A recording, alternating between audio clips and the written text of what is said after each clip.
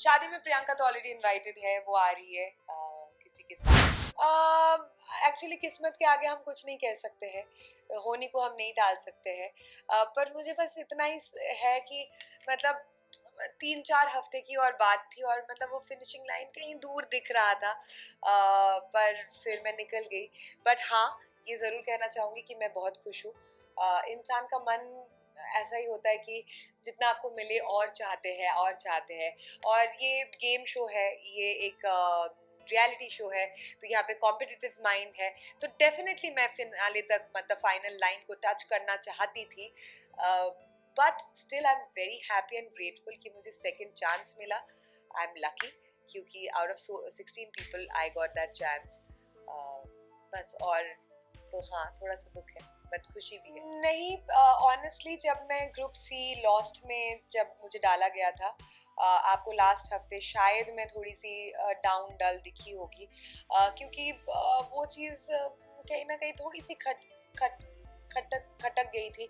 और आपको ना एक फीलिंग टाइप की आ जाती है ना, तो मुझे एकदम से नॉमिनेशंस में और मेरे साथ जो लोग हैं उनका नाम देख के मुझे एक फीलिंग आई कि कहीं मैं तो नहीं। और उस वजह से शायद लास्ट के 3-4 दिन थोड़ा सा मेरा डाउनफॉल था। But I think it's very normal and very common, क्योंकि हर किसी कंटेस्टेंट को जब मैं पूछ रही थी तो हर किसी के साथ ये हुआ है। Because there should be a graph, it can not be like this this this, there should be downfalls, up down. तो कभी कभी बहुत अकेलापन महसूस हुआ। It's not a easy house, it's very difficult. आपको अपनों की याद आती है, बहुत चीज़ों की याद आती है। हर कोई आपके सामने कुछ, पीछे कुछ, हर कोई आपके बारे में पीठ पीछे बातें कर रहे हैं। And honestly I feel everyone is fake inside the house. It's so difficult to find genuine hearted people.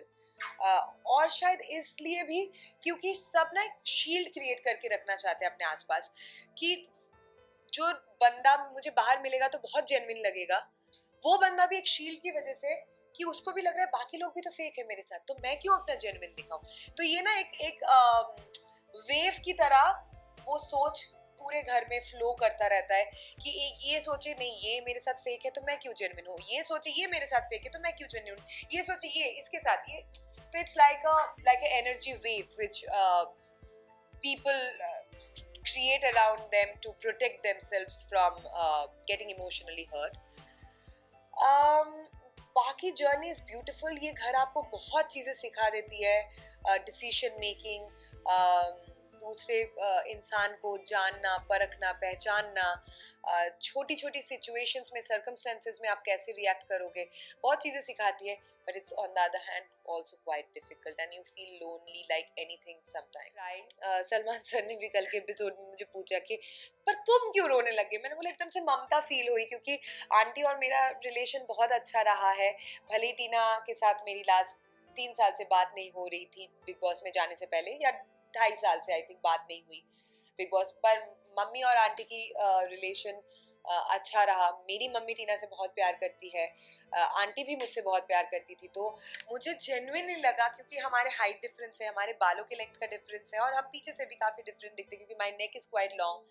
तो मुझे जेन्युइनली लगा कि आंटी मुझे बहुत अच्छे से जानती है, 10 साल से जानती है, सृजिता समझ के हक किया।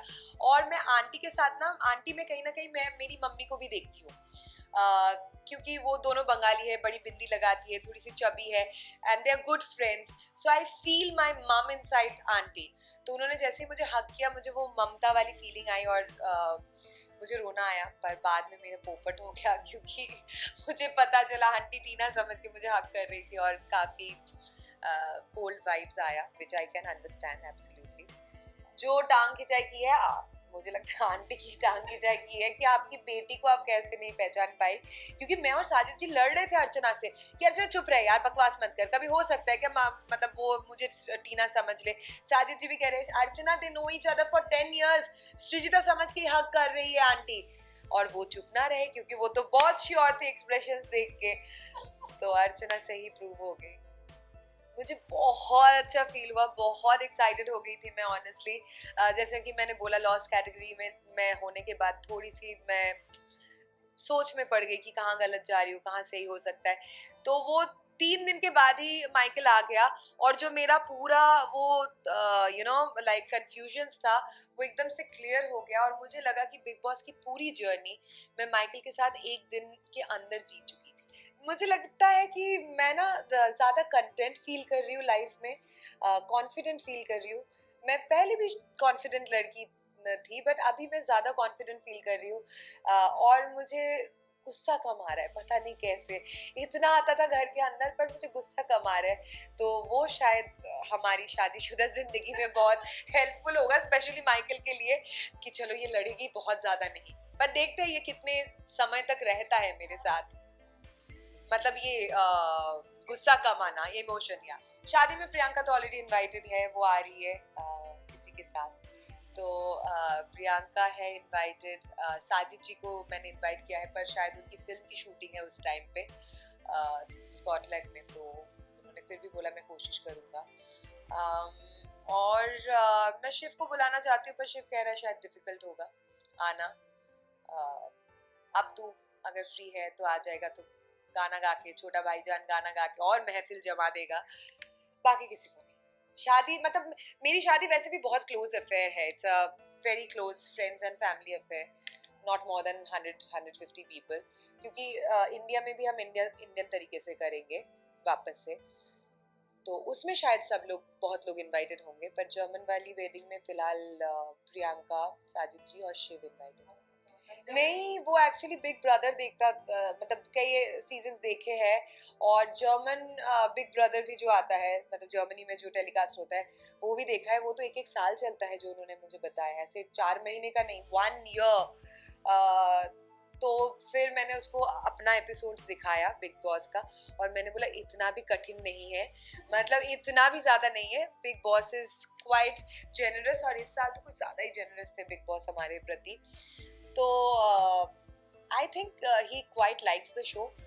भाषा ना समझने के बावजूद भी उसने पूरा सीजन देख लिया मेरे साथ, और मैं जब नहीं थी तो अकेला देखता था, और फिर ट्रांसलेटर में जाके कुछ कुछ चीजें ट्रांसलेट करके भी समझता था। नहीं, मुझे बहुत मजा आ रहा था उन दोनों को ऐसे देख के, और मैं बोल रही थी तू इतना शर्मा क्यों रही है, मतलब जो लड़की सब मतलब किसी से ना शर्माए, ऐसे दुपट्टा ले लेके शर्मा रही थी। मैंने बोला क्या हो गया, तू क्यों शर्मा रही है? तो उसका ना कुछ थोड़ा सा अलग सा ही रूप उस दिन देखने के लिए मिला, बट मतलब इतना फनी था उनका कॉन्वर्सेशन, इतना फनी था, और जिस तरीके से एक दूसरे को वो लोग समझने की कोशिश कर रहे, क्योंकि उसकी इंग्लिश थोड़ी टूटी फूटी है, और माइकल की इंग्लिश वो ना समझे।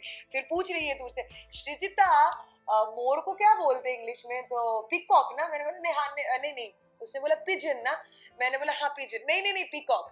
तो मतलब हर चीज ऐसे पूछ रही थी। श्रीजिता डिसअपॉइंटमेंट का क्या मतलब है, किस चीज से तू डिसअपॉइंट हो गई मेरे से? It was a very cute conversation.